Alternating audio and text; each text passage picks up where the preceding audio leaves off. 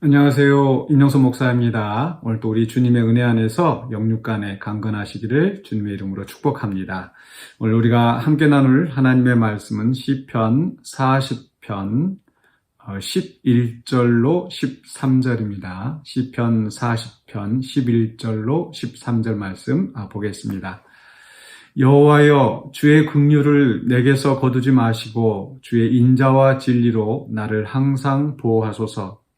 수많은 재앙이 나를 둘러싸고 나의 죄악이 나를 덮침으로 우러러 볼 수도 없으며 죄가 나의 머리털보다 많음으로 내가 낙심하였음이니이다. 여호와여, 은총을 베푸사 나를 구원하소서. 여호와여, 속히 나를 도우소서. 아멘.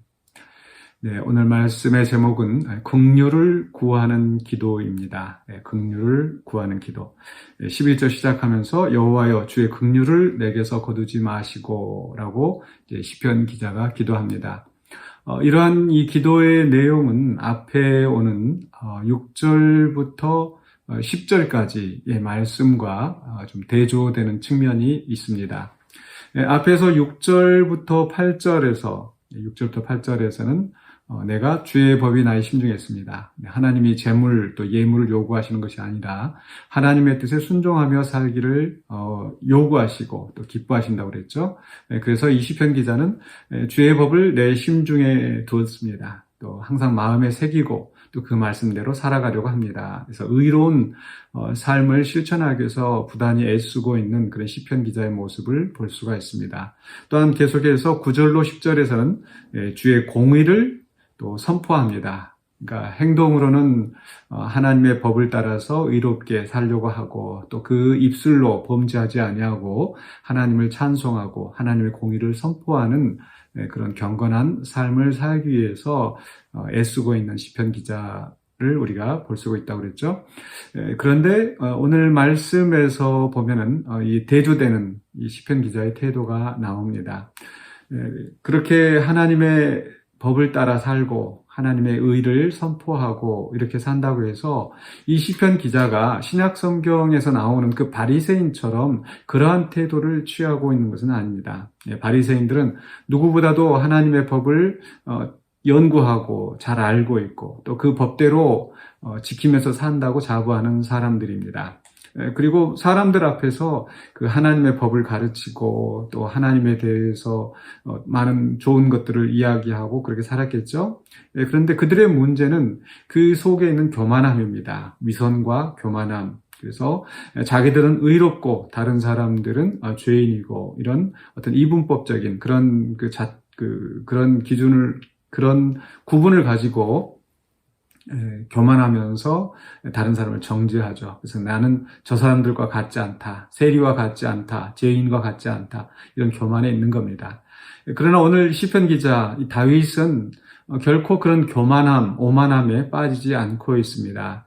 자기 자신의 내면을 들여다봤을 때 정말 그 죄의 문제를 해결할 수 없다는 것을 잘 알고 있는 거죠. 그래서 12절에서 수많은 재앙이 나를 둘러싸고 나의 죄악이 나를 덮침으로 우러러 볼 수도 없으며 죄가 나의 머리털보다 많음으로 내가 낙심하였음이니이다. 우러러 볼 수도 없다. 그 예수님의 비유 속에서 나오는 바리새인과 또 이 죄인 세리의 기도 속에서 정말 하늘을 우러러 보지 못하고 가슴을 치면서 통곡하는 그 죄인처럼 이 다윗은 자신의 죄 때문에 감히 하늘을 우러러보지도 못하고 그것 때문에 낙심하여서 굉장히 괴로워하고 있는 그런 모습을 보여주는 거죠. 사도 바울도 그런 고백을 했습니다. 내가 죄인 중에 괴수라. 또 내 속에서 죄악된 그런 육체의 본성이 근심하게 한다는 그런 고백을 하였습니다.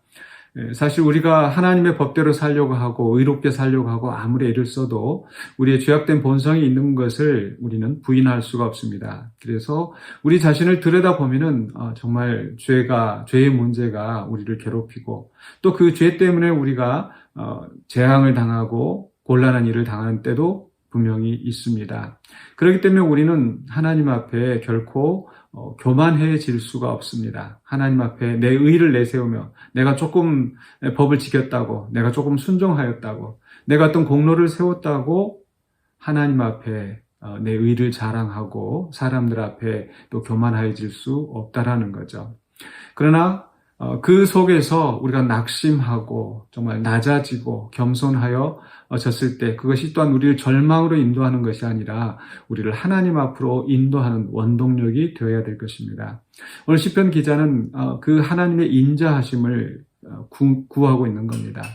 자신의 죄악에 매몰되어서 그렇게 절망 가운데 빠지는 것이 아니라 하나님의 긍휼을 구하는 거죠. 그래서 이 12절의 말씀, 내가 낙심하였습니다. 내가 닥치고 있는 이런 재앙 때문에 또 내 죄 때문에 내가 낙심하였습니다라고 낙심에서 멈추지 않고 11절과 13절에서 하나님의 긍휼하심을 구하는 태도, 주의 인자와 진리로 나를 항상 보호하소서. 그런 많은 원수들이 내가 그 죄 때문에 재앙을 당할 때 원수들이 나를 더 공격하고 나를 더 괴롭히고 그럴 수 있습니다. 그런 순간에 우리는 하나님 앞에 겸손히 나아가서 하나님, 내가 죄를 지었습니다. 내가 잘못했습니다. 오직 하나님의 인자하심, 주의 긍휼하심만이 나를 구원하실 수 있습니다. 라고 고백할 수 있는 거죠. 또 13절에서도 여호와여 은총을 베푸사 나를 구원하소서. 여호와여 속히 나를 도우소서. 우리가 하나님의 도우심을 구할 수 있다는 겁니다. 시편 기자는 여러 곳에서 나를 괴롭히는, 나를 비방하고 조롱하는 그런 악인들에 대해서 하나님 앞에 고발합니다. 그 악인들이나 사실 우리 성도들이나 죄의 면에서는 큰 차이가 없습니다. 우리가 조금 더 의롭고 조금 더 죄짓고 그런 차이는 있을 망정 하나님 앞에서는 사실 모두 다 죄인이라는 거.